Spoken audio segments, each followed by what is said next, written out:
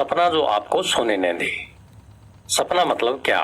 कोई ऐसी चीज जो हमारी वर्तमान स्थिति से काफी दूर हो, उसे पाने की समझ को ही सपना कहते हैं, जिसके लिए हमें अपनी सीमाओं का विकास व विस्तार करना होता है और इसके लिए त्याग भी करना पड़ता है।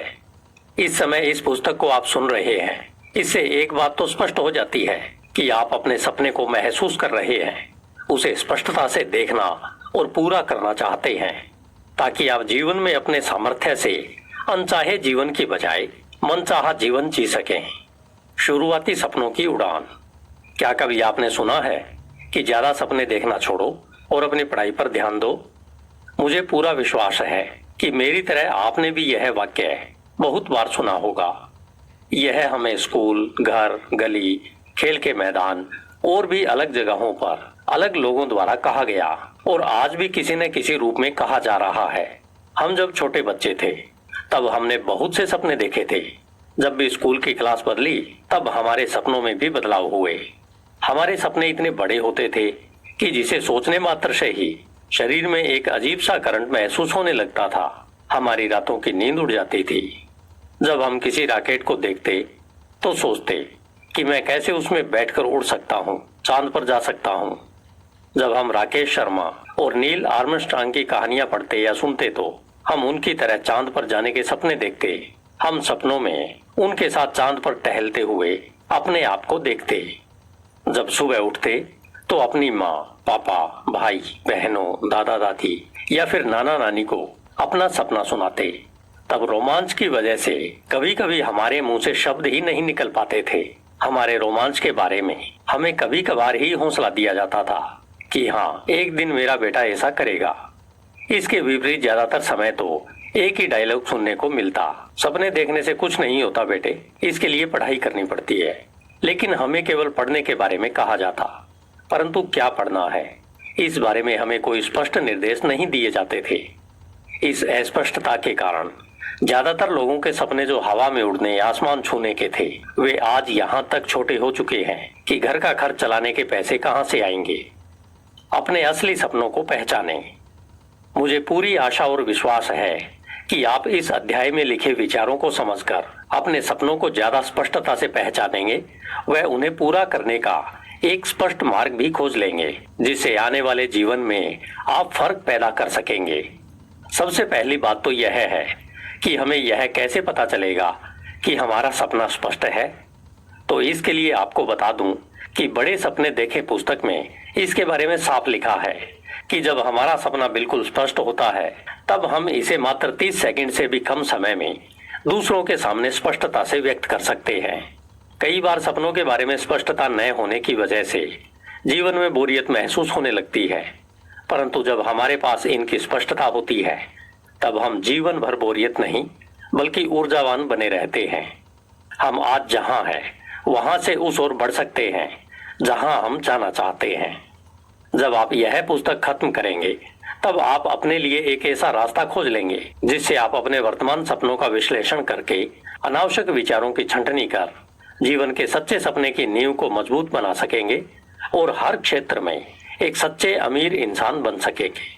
अमीर बनने से मेरा मतलब व्यापकता से है, जिसमें मानसिक, आध्यात्मिक व आर्थिक आदि का समावेश हो। अपना सपना खोजने के लिए सबसे पहले हमें यह स्पष्ट करना होगा कि मैं क्या चाहता हूँ। हमें इस बात का सही सही पता लगाना होगा कि मैं इसे क्यों चाहता हूँ और तरीका खोजना है जिससे आप इसे हासिल कर सकते हैं। आइए इन तीनों सवालों को ठीक से समझते हैं ताकि इसे हम आसानी से हल कर सकें। हमें यह स्पष्ट करना होगा कि मैं क्या चाहता हूँ। बड़े सपने देखना शुरू करने की वह कौन सी प्रक्रिया है और उसे कैसे शुरू करें। आइए आज से हम बड़े सपने देखने व उसे पूरा करने की अपनी रोमांचक यात्रा शुरू करें। सपनों के बारे में गेटे ने कहा है कि आप जिसका भी सपना देख सकते हैं या जो भी कर सकते हैं उसकी साहस के साथ शुरुआत कर दें, क्योंकि साहस में प्रतिभा, शक्ति व जादू होता है। जैसे बचपन में हम साइकिल चलाना सीखते हुए बार बार गिरे थे और चोट भी लगी थी, लेकिन फिर भी हर बार हमने फिर से नए सिरे से इसे चलाना सीखने की शुरुआत की थी और आत्मविश्वास के साथ साइकिल चलाने के रोमांच व खुशी को महसूस किया था। इसी तरह बड़े सपने देखने की यात्रा भी जबरदस्त रोमांच, गिरने के खतरों, फिर से शुरू करने की खुशी, वह बार बार गिरने, उठने और फिर से चलने की प्रक्रिया को दोहराकर प्राप्त सफलताओं से भरी हुई है। लेकिन जितना आसान हम इसे सोचते हैं, हर बार यह प्रक्रिया स्पष्ट, आसान व व्यवस्थित नहीं होती है। हमें लगातार हिम्मत के साथ बड़े सपने देखने होते हैं और इस प्रक्रिया में जुटे रहने की प्रेरणा और रोमांच बनाए रखना होता है। लेकिन हमें बड़े सपने देखने की आवश्यकता क्यों है? बड़े सपने न देखने के पीछे की एक वजह है शुरुआत में मिलने वाली हताशा। हमने बचपन में सुनहरे सपने पूरी ऊर्जा के साथ देखे व संजोए होंगे, लेकिन इन्हें माहौल, प्रणाली व परिस्थितियों ने चुरा लिया है। लेकिन जब हमारे पास सपने नहीं होते हैं, तब लगता है जैसे जीवन में नीरसता ने घर कर लिया है। इस नीरसता से आजादी पाने का और जीवन में खुशियां भरने के लिए एक तत्व की सबसे पहले आवश्यकता होती है। उस तत्व को पाने के लिए हमारे पास एक सपना होना चाहिए। दूसरा तत्व है हमारा सकारात्मक नजरिया और तीसरा तत्व है उस सपने को साकार करने के लिए एक उचित व सही साधन का होना। जब हम अपना सपना खोजने लगते हैं, तब हमारे मन में इस तरह के प्रश्न उठने स्वाभाविक है कि मेरे पास कभी सपने थे, मैंने इन्हें कब गंवा दिया, पता ही नहीं चला। मैं इन्हें दोबारा कब पा सकता हूँ? क्या मैं अपने पुराने सपने से शुरू करूं, या क्या मैं नए सपने से शुरू करूं, या फिर क्या फिर से दोबारा शुरू करूं? ये प्रश्न उठना स्वाभाविक है। अपने सपने को खोजने, संवारने व उसे हकीकत में बदलने के लिए लगन बेहद आवश्यक तत्व है। अपने सपने को पाने के लिए लगन से काम करने का सबसे बेहतरीन उपाय है अपने ज्ञान का व्यवहारिक उपयोग करना। इसका यह मतलब नहीं है कि हमें ज्ञान कहीं से अर्जित करना है, बल्कि हम जितना जानते हैं उसका सही दिशा में उपयोग करना है।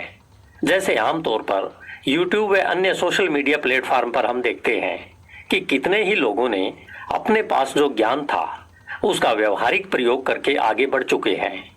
उन्होंने केवल अपने ज्ञान का एक आशावादी व सकारात्मक नजरिए के साथ सही दिशा में उपयोग किया था।